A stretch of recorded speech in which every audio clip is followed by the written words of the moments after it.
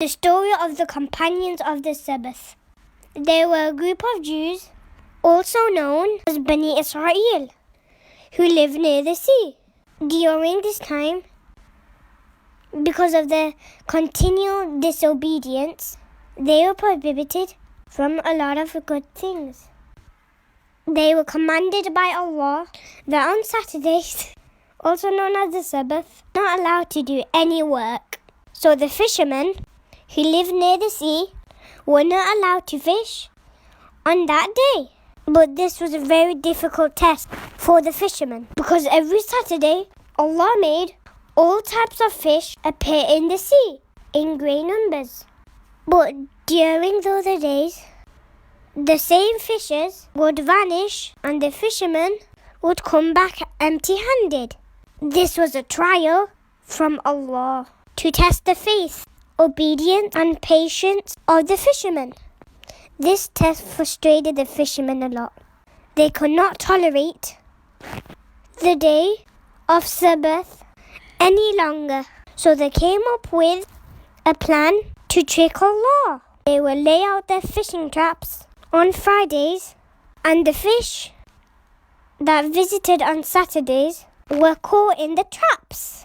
On Sundays, the fishermen would collect the fish.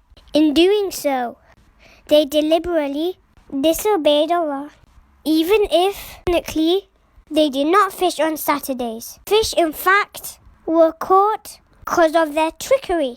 Week after week, the disobedient fishermen continued to disobey Allah, bringing with them lots of fish from the sea. They were a group of good believers. There was a group of good believers who tried to warn them against their actions. They advised them again and again, but they did not listen. And there was another group who just watched these fishermen, but did not advise them, tell them off because of their wrong actions. These fishermen thought they could trick Allah, but no one can trick Allah. Allah knows all, sees all, and hears all.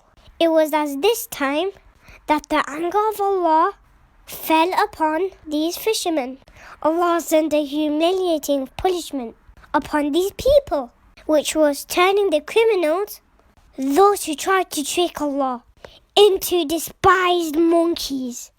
This was a sign for those who will come after. Do not follow their footsteps. Do not disobey or deceive Allah. Otherwise they can have the same humiliating end.